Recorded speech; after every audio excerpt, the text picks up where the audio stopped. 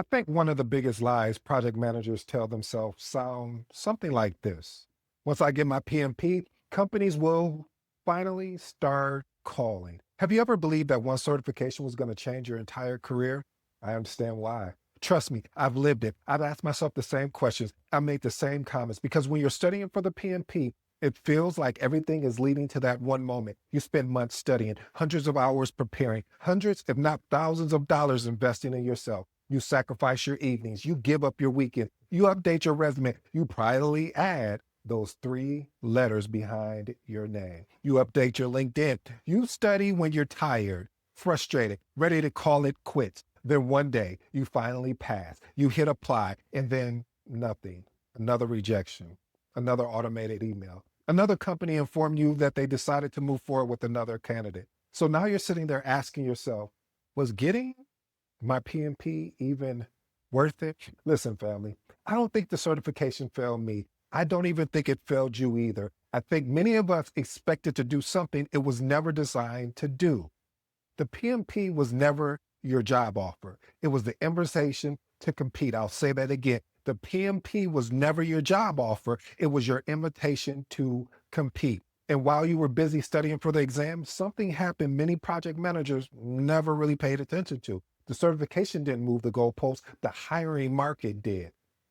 And then question keeps crossing my mind. Was getting the PMP even worth it? That question sent me down a path I'll never expect it because the more I interviewed, the more I realized something wasn't added up. The certification hadn't changed. So what had? I started interviewing again and something felt different. The conversations weren't the same. The questions weren't the same. The expectations weren't even the same. I remember walking away from one interview thinking, did I just interview for the same profession I've been doing for more than a decade? Because they weren't asking me about schedules. They weren't even asking me about project plans, or they weren't even asking me to define scope. Instead, they wanted to know, how did you influence an executive who disagreed with you? Tell me about a project that wasn't going according to plan. Describe a difficult stakeholder. How did you rebuild trust? How did you communicate bad news? How did you gain buy-in without authority? That's when it hit me. I thought I was studying for an exam. I didn't realize I was entering a hiring market that quietly shifted.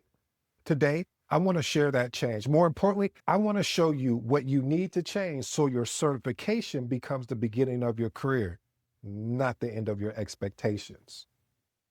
When I finally understood that the PMP was actually designed to do, something changed the way I viewed my career. The certification wasn't supposed to carry me across the finish line. It was supposed to get me to the starting line.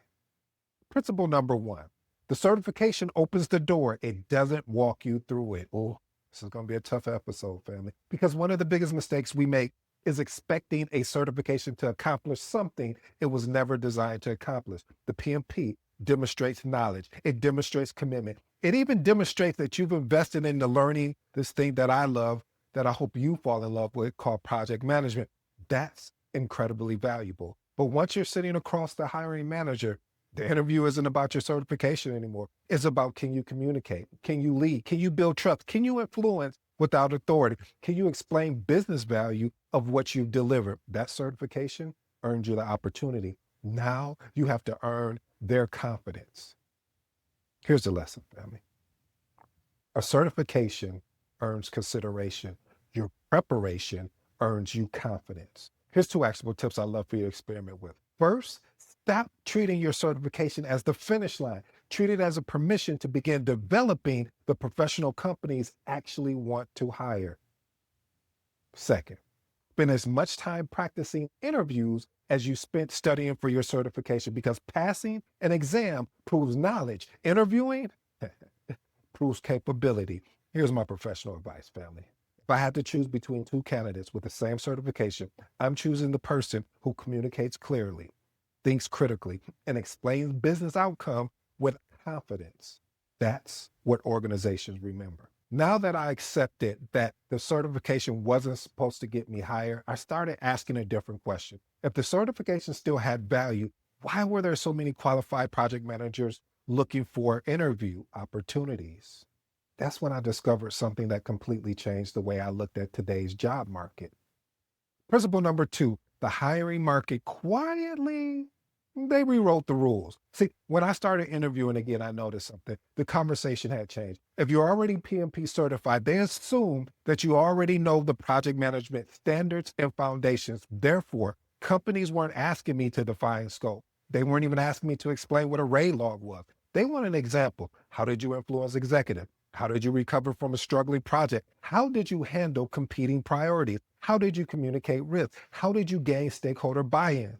Those type of expectations shifted from knowing project management to demonstrating how you apply project management. Organizations still value certification. Please do not get that wrong. But today's hiring managers are looking for project managers who can still translate knowledge into business results. Your resume has to tell a story. Your interview has to tell a story. Your examples have to tell a story because knowledge alone no longer separates you. Application does.